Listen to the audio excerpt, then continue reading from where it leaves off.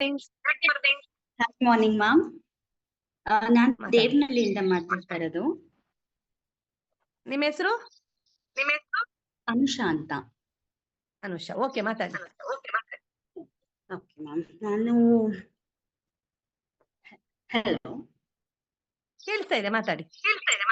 Okay ma'am, ನಾನು 4 months ಆಯ್ತು ತಗೊಂಡು. 4 ಮಂತ್ಸ್ ಇಂದ ನನಗೆ varicose veins, actually 2 years, almost 2.5 3 years ಇಂದ ನನಗೆ ವೆರಿಕೋಸ್ ವೇನ್ಸ್ ಇತ್ತು. ನಾನು ಟೀಚರ್ ಆಗಿ ವರ್ಕ್ ಮಾಡ್ತಿರೋದು.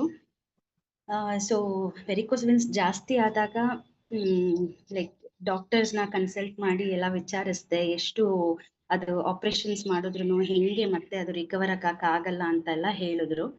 ಅದಾದ್ಮೇಲೆ ನನಗೆ ಆಕ್ಚುಲಿ ಫಿನಾನ್ಷಿಯಲಿನೂ ತುಂಬಾ ಬರ್ಡನ್ ಇತ್ತು. ನನಗೆ ಅಣ್ಣಾಜಿ ಸರ್ ಅವರು ಸಿಕ್ಕಿದ್ರು ಗಾಡ್ಸ್ ಗ್ರೇಸ್ ಇಂದ. ಅವ್ರು ಇದ್ರ ಬಗ್ಗೆ ನಂಗೆ ಎಕ್ಸ್ಪ್ಲೇನ್ ಮಾಡಿದ್ರು ಹೇಗೆ ವರ್ಕ್ ಆಗುತ್ತೆ ಏನು ಅಂತ. ಸರಿ, ಪದೇ ಪದೇ ಆಪರೇಷನ್ಸ್ ಮಾಡಿದ್ರೂನು ವೆರಿಕೋಸ್ ವೇನ್ ಸರಿ ಆಗಲ್ಲ ಅಂದಮೇಲೆ ಅಲ್ಲಿ ಇನ್ವೆಸ್ಟ್ ಮಾಡೋದ್ ಬದಲು ಇಲ್ಲೇ ಮಾಡೋಣ ಅಂತ ಧೈರ್ಯ ಮಾಡಿದೆ ನಾನು. ಅದು 2 ಮಂತ್ಸ್ ಆಕ್ಚುಲಿ ಲೇಟ್ ಮಾಡಿದೆ. ಹೆಂಗೋ ಏನೋ ತಗೊಳ್ಳೋದು ಬೇಡೋ ಈ ಥರದ್ದೆಲ್ಲ, ಮತ್ತೆ ಫಿನಾನ್ಷಿಯಲಿ ಅಷ್ಟೊಂದು ಸ್ಟೇಬಲ್ ಇಲ್ಲದೆ ಇರೋದ್ರಿಂದ ಅಷ್ಟು ಇನ್ವೆಸ್ಟ್ ಮಾಡೋದಕ್ಕೂ ನಾನು ತುಂಬಾ ಯೋಚನೆ ಮಾಡಿದೆ. ಬಟ್ ನನ್ಗೆ ಅರ್ಥ ಆಗಿದ್ದು ಫೈನಲಿ ಇಲ್ಲ, health is important. So 1 time investment ಮತ್ತೆ ನಾನು ಬೆಟರ್ ಆಗ್ತೀನಿ ಅಂತ ಒಂದು ಕಾನ್ಫಿಡೆನ್ಸ್ ಇಂದ ಮುಂದೆ ಹೋದೆ, ತಗೊಂಡೆ. ಈಗ 4 ಮಂತ್ಸು ನನ್ನ ರಿಸಲ್ಟ್ನ ಕೂಡ ನಾನು ಗ್ರೂಪಲ್ಲಿ ಶೇರ್ ಮಾಡಿದ್ದೀನಿ. ಕಂಪ್ಲೀಟ್ ವೆರಿಕೋಸ್ ವೇನ್ಸ್ ಕ್ಲಿಯರ್ ಆಗಿದೆ ನನಗೆ. ಸೊ ತುಂಬಾ ಖುಷಿ ಇದೆ ಮ್ಯಾಮ್. ಇಟ್ ಇಸ್ ವರ್ತ್ ಅಂತ ನನಗೆ ಇವಾಗ ಒಂದು ಸ್ಯಾಟಿಸ್ಫ್ಯಾಕ್ಷನ್ ತುಂಬಾ ಸಿಕ್ಕಿದೆ. ಅದಾದ್ಮೇಲೆ ನಂಗೆ ಇನ್ನೂ ಬೆಸ್ಟ್ ರಿಸಲ್ಟ್ ಅಂದ್ರೆ ನಂದಕ್ಕಿಂತ ಇನ್ನೂ ಜಾಸ್ತಿ ಇನ್ಸ್ಪೈರ್ ಆಗಿದ್ದು ಅಮ್ಮನ ರಿಸಲ್ಟು. ಅಮ್ಮ ಬಂದಿಗೆ ನಮ್ಮ ಮನೆಯಲ್ಲಿ ಜಸ್ಟ್ 4 ಡೇಸ್ ಇದ್ರು.